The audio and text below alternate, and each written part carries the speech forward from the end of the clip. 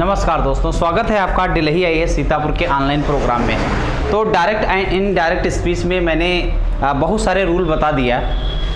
ऐसे रूल जो भी अगर एग्ज़ाम में आते हैं कोई तो आप छोड़ नहीं पाएंगे, क्योंकि लगभग सारी चीज़ें बता दिया।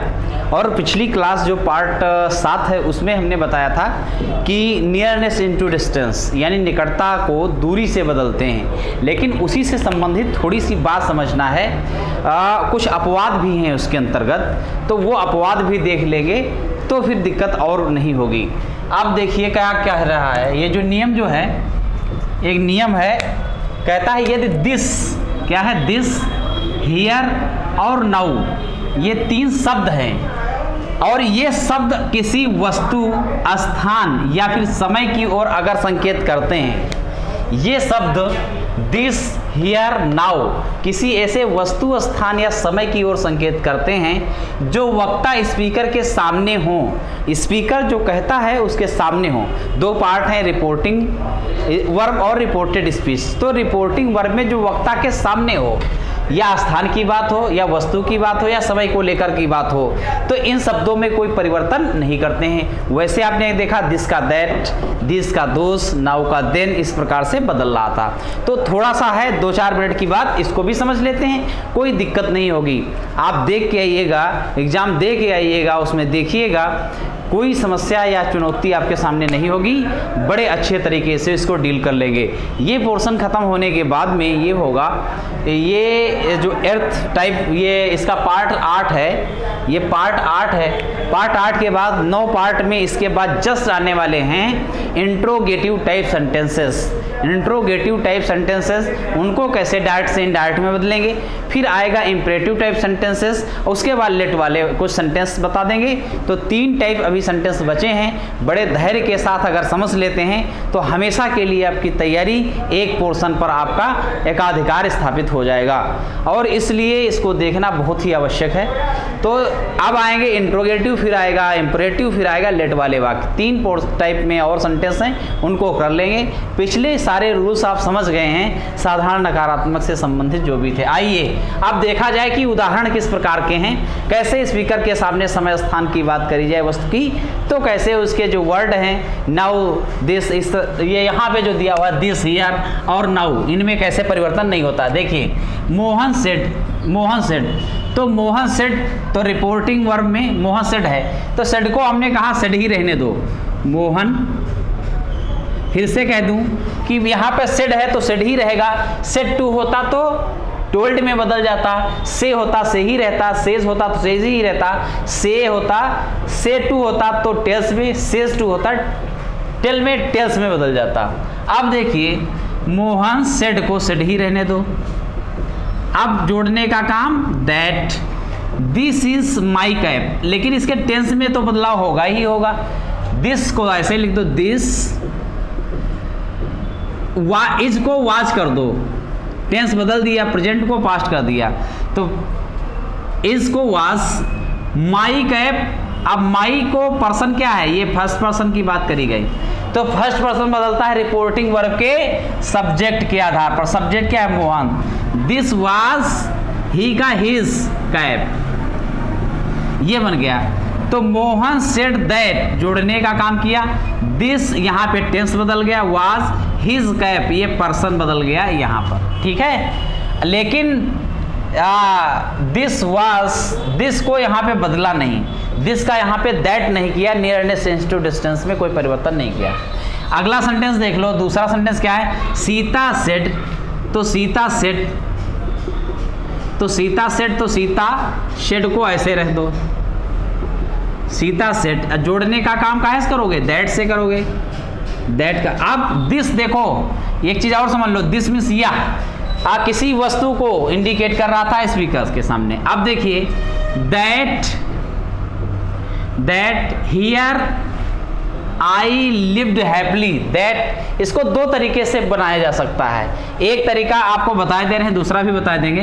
दैट हियर, आई क्या है, फर्स्ट पर्सन, ये बदलेगा सीता के आधार पर, क्योंकि फर्स्ट पर्सन आई बी को रिपोर्टिंग वर्ब के सब्जेक्ट के आधार पर बदलते हैं, सेकेंड पर्सन को रिपोर्टिंग वर्ब को ऑब्जेक्ट के आधार पर बदलेंगे, थर्ड पर्सन नो चेंज। तो सीता को सी क्या कर दें, सी कर दें, सी लिव्ड,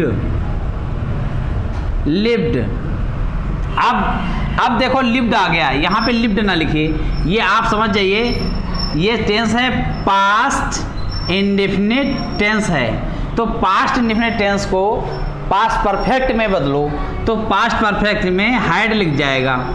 तो she had lived happily, happily हो गया। तो क्या आपने बनाया, सीता सेड दैट, और यहां पर आ गया सी। अब देखो हियर पहले आया तो हियर लिख दिया, अब सी यहाँ पे आया, चूंकि रिपोर्टिंग वर्ब के सब्जेक्ट के आधार बदला। अब हैड क्यों आ गया, हैड आ गया क्योंकि रिपोर्टिंग वर्ब यहाँ पे देखा आपने कि यहाँ पे टेंस था पास्ट इंडेफिनिट, तो पास्ट इंडेफिनिट बदलता है पास्ट परफेक्ट में, इसलिए हैड लिव्ड हैप्पीली। इसको दूसरे तरीके से कैसे बनाएंगे कि Sita said that see here she had lived. अब लिव्ड के बाद यहां पर हियर कर देना है, हियर यहां पर रहती है हैप्पीली, ठीक। तो दूसरा अगर सेंटेंस इसको बनाएंगे तो यहां पर लिव्ड के बाद हियर हैप्पीली कर देंगे। अब ये दो तरीका इसके थे। अब देखिए ये इसके बाद कहता है मुकेश सेड, तो मुकेश को मुकेश ही लिख दो, मुकेश सेड दैट जोड़ दो, दैट से जोड़ने का काम आपने किया। उसके बाद में सब्जेक्ट को ऐसे लिखो, राजेश, राजेश विल को किस में बदलोगे, वुड में, वुड में बदलोगे, तो राजेश वुड, वुड हो गया। By it now, by it now. अब ये देखो नाउ समय को लेकर बात करी जा रही अभी, तो इसको नाउ में देन नहीं बदला, वैसे क्या है देन बदल जाता है। ये हो गया गोविंद सेड, गोविंद सेड को सेड ही रहने दो, दैट।